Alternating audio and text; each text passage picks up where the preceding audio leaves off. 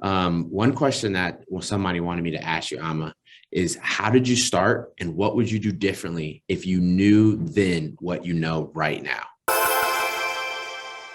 Okay, fair enough. I would have actually ran ads from the very beginning. Um, it's just supercharges everything. I know I didn't have budget, but that doesn't stop anyone. Even if it's 10, 15 pounds or 20 pounds a day, push something out.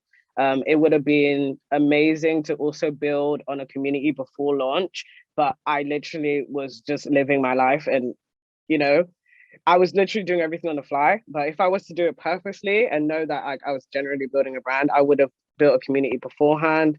Um, I wouldn't like if it's today I'm starting from zero, I would build it on TikTok 100% and be the complete face of the brand and just push out stuff for free, push people to a landing page, detail, the science behind things, the USPs, those things, and build that list and take email a little bit more seriously. I just didn't have the time, but I should have made the time because I would probably have different results. Um, and Chase would obviously know that.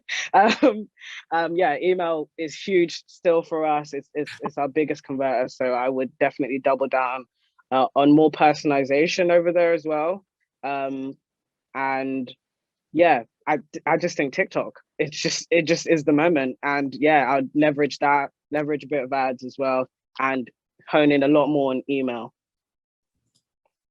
It's awesome. The second question we have is how did you validate this idea? Can you go a little bit more into detail about those first couple sales and the thought process before you even launched it? Yeah. So basically, how it happened, I made the product for myself. It was a hair oil, so herbal infused. I put before and after pictures on my own Instagram, and people were like, "What on earth is this? Let me get it, or can I get some?" So when someone said, "Oh, can I get some?" I was like, "Oh, really?" Like I was just showing you guys for the sake of it. Like it's not even natural to me. But after I asked the question, "Oh, is anyone considering buying this?" Like I'm free. I'm not doing anything. I'm broke and I'm jobless. And then I basically had 100 DMs come through, and I was like, "What on earth have I just done to myself?" I've never had 100 DMs come through at one time ever. I went through asking my friend, "What's going on? Like, why is everyone asking me, to get this product?" And it's because they're going through the same thing. These hidden demons that a lot of people are fighting, which is hair loss and hair thinning and those sorts of things. Um, those were massive issues, especially during this chaotic time of COVID and stuff. That was a growing problem. So that was my validation because I made about a grand in 10 days selling off of my friends from a Gumroad page. It was just so basic. And I was like, well, clearly there's something here.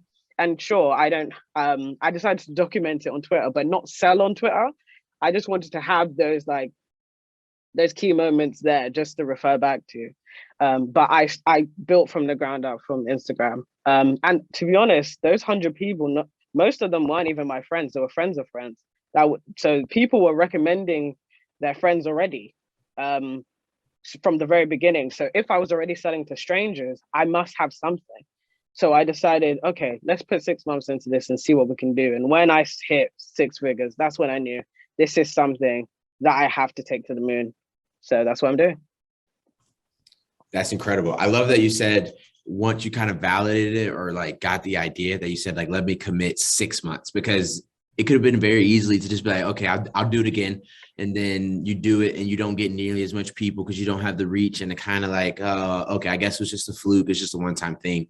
But to go ahead and set up like in your head, I'm going to commit to 6 months is exactly what it really takes. Because that was probably a game changer because you're in it to win it regardless for those 6 months. And do you remember how much or how many customers you had after 6 months? Whew, we've definitely done like 2021 was where everything changed.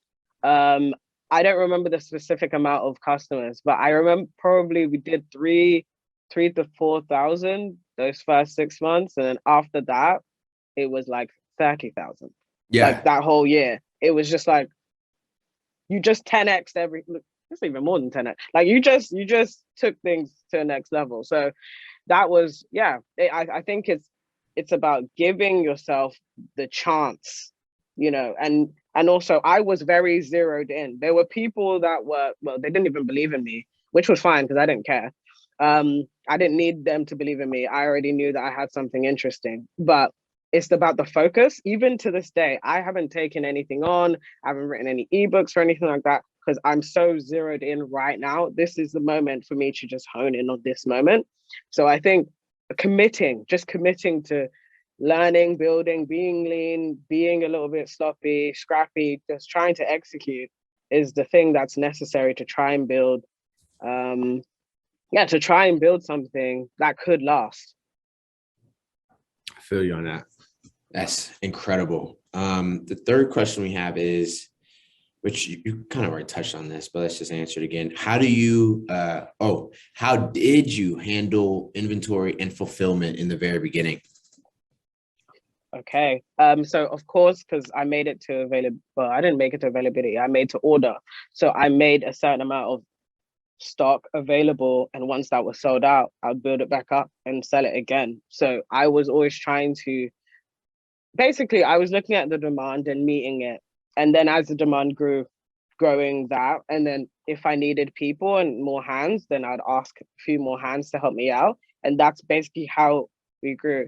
If I would have done it differently, I would have actually done a pre-order, because I was setting up the amount I was putting out rather than getting that money in beforehand, knowing exactly what I needed to produce. So I would switch.